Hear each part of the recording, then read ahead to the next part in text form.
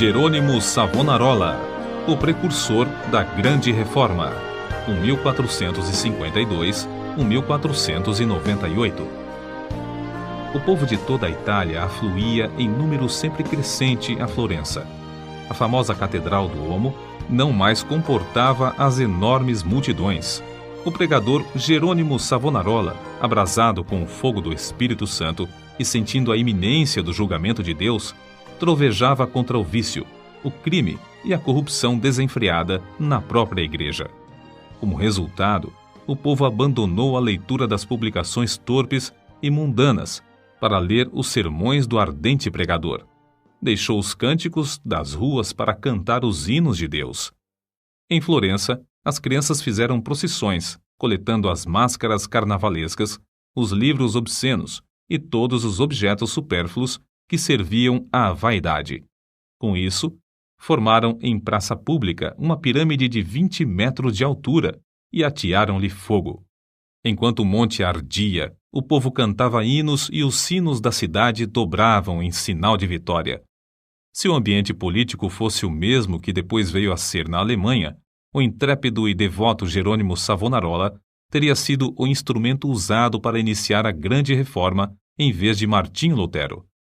Apesar de tudo, Savonarola tornou-se um dos ousados e fiéis arautos que conduziram o povo à fonte pura e às verdades apostólicas registradas nas Sagradas Escrituras.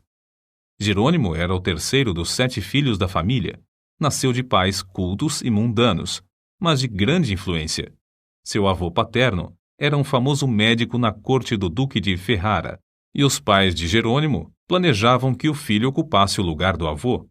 No colégio, era aluno esmerado, mas os estudos da filosofia de Platão e de Aristóteles deixaram-lhe a alma sequiosa. Foram, sem dúvida, os escritos de Tomás de Aquino que mais o influenciaram, a não ser as próprias Escrituras, a entregar inteiramente o coração e a vida a Deus. Quando ainda menino, tinha o costume de orar, e ao crescer, o seu ardor em orar e jejuar aumentou.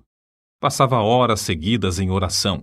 A decadência da igreja, cheia de toda a qualidade de vício e pecado, e ainda o luxo e a ostentação dos ricos, em contraste com a profunda pobreza dos pobres, magoavam-lhe o coração. Passava muito tempo sozinho nos campos e à beira do rio Pó, em contemplação perante Deus, ora cantando, ora chorando, conforme os sentimentos que lhe ardiam no peito. Quando ainda jovem, Deus começou a falar-lhe em visões. A oração era a sua grande consolação. Os degraus do altar, onde se prostrava horas a fio, ficavam repetidamente molhados de suas lágrimas. Houve um tempo em que Jerônimo começou a namorar certa moça florentina. Mas quando ela mostrou quanto era desprezível que um membro de sua orgulhosa família Strozzi pudesse se unir a um Savonarola, Jerônimo abandonou para sempre a ideia de casar-se. Voltou a orar com crescente ardor. Enjoado do mundo, desapontado acerca dos seus próprios anelos, sem achar uma pessoa compassiva a quem pudesse pedir conselhos, e cansado de presenciar as injustiças e perversidades que o cercavam, coisas que não podia remediar, resolveu abraçar a vida monástica. Ao apresentar-se no convento, não pediu o privilégio de se tornar monge, mas rogou que o aceitassem para fazer os serviços mais vis, da cozinha, da horta e do mosteiro. Na vida do claustro, Savonarola passava ainda mais tempo em oração, jejum e contemplação perante Deus. Sobrepujava todos os outros monges em humildade, sinceridade e obediência, sendo apontado para lecionar filosofia, atividade que exerceu até sair do convento. Depois de passar 7 anos no mosteiro de Bolonha, Jerônimo foi para o convento de São Marcos em Florença. Grande foi o seu desapontamento ao ver que o povo florentino era tão depravado como os dos demais lugares. Até então ainda não reconhecia que somente a fé em Deus salva o pecador. Ao completar 1 ano no convento de São Marcos, foi apontado instrutor dos noviciados e, por fim, designado pregador do mosteiro. Apesar de ter ao seu dispor uma excelente biblioteca, Savonarola utilizava-se mais e mais da Bíblia como seu livro de instrução.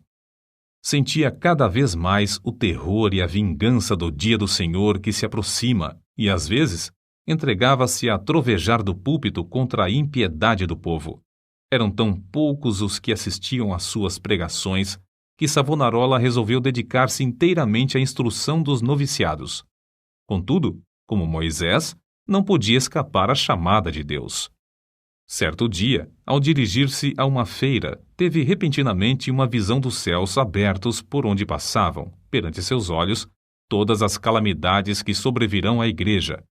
Então, lhe pareceu ouvir uma voz do céu ordenando-lhe anunciar aquelas coisas ao povo. Convicto de que a visão era do Senhor, começou novamente a pregar com voz de trovão. Sob a nova unção do Espírito Santo, a sua condenação ao pecado era feita com tanto ímpeto que muitos dos ouvintes, ao fim da prédica, saíam andando atordoados, sem falar, nas ruas. Era coisa comum, durante seus sermões, homens e mulheres de todas as idades e de todas as classes romperem em veemente choro. O ardor de Savonarola na oração aumentava dia após dia, e sua fé crescia na mesma proporção. Frequentemente, ao orar, caía em êxtase. Certa vez, enquanto sentado no púlpito, sobreveio-lhe uma visão durante a qual ficou imóvel por 5 horas. Nesse período, todos os presentes à igreja contemplaram o rosto do pregador brilhando. Em toda a parte onde Savonarola ministrava, seus sermões contra o pecado produziam profundo terror. Os homens mais cultos começaram então a assistir às pregações em Florença. Foi necessário realizar as reuniões na Duomo, onde continuou a pregar durante 8 anos. O povo se levantava à meia-noite e esperava na rua até a hora de abrir a catedral. O corrupto regente de Florença, Lorenzo Médici, experimentou todas as formas de abordagem, a bajulação, as peitas, as ameaças e os rogos, para induzir Savonarola a desistir de pregar contra o pecado, especialmente contra a perversidade do regente. Por fim, vendo que tudo era debalde, contratou o famoso pregador Frei Mariano para falar contra Savonarola. Frei Mariano pregou um sermão, mas, pelo fato de o povo não ter prestado atenção à sua eloquência e astúcia, ele não ousou continuar. A essa altura, Savonarola profetizou que Lorenzo, o Papa e o rei de Nápoles morreriam dentro de 1 ano, e assim sucedeu. Depois da morte de Lorenzo, Carlos VIII da França invadiu a Itália, e a influência de Savonarola aumentou ainda mais.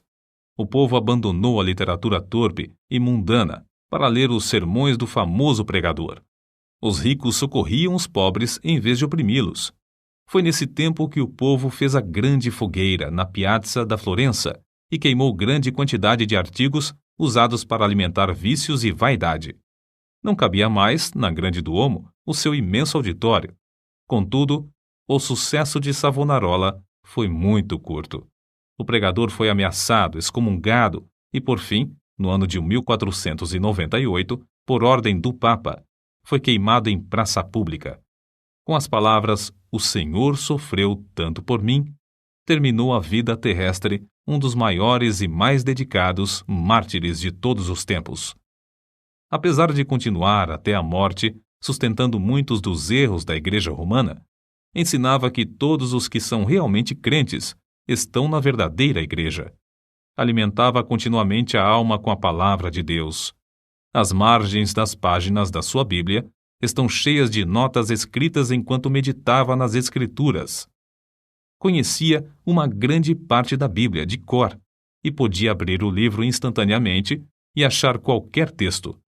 Passava noites inteiras em oração e recebia revelações, quando em êxtase ou por meio de visões. Seus livros sobre a humildade, a oração, o amor e outros temas continuam a exercer grande influência sobre os homens.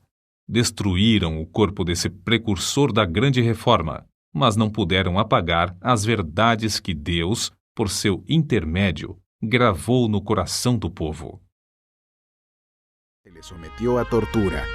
Al final, Savonarola se rinde y firma su arrepentimiento con el brazo derecho, brazo que los torturadores habían dejado intacto para que pudiese hacerlo. La confesión fue firmada antes del 8 de mayo de 1498. Finalmente, el propio Savonarola se arrepentiría de haber firmado la confesión que le presentaron sus torturadores y rogó a Dios para que tuviera misericordia de él por su flaqueza. El día fijado para su ejecución fue llevado hasta la Piazza della Signora junto con sus 2 seguidores más fieles. A los 3 se les quitó la ropa, fueron tratados como herejes y entregados al brazo secular para su ejecución.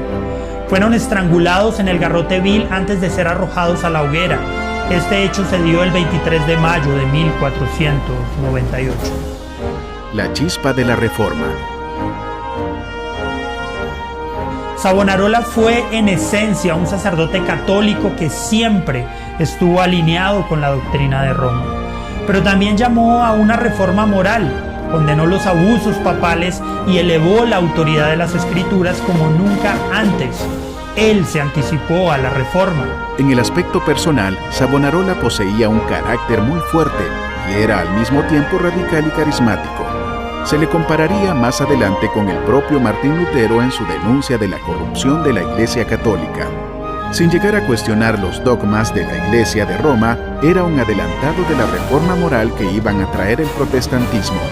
Savonarola también atrajo la admiración de muchos humanistas religiosos posteriores, quienes valoraron sus profundas convicciones espirituales. Aunque el movimiento de Savonarola, la reforma de un solo hombre en Florencia, no continuó por mucho tiempo en Italia después de su muerte, su predicación apasionada y sus reformas radicales expusieron la corrupción de la Iglesia.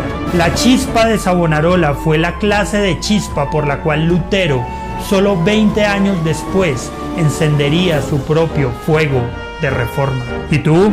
¿Qué piensas? ¿Crees que necesitamos hombres con la pasión y la valentía de Savonarola en este tiempo?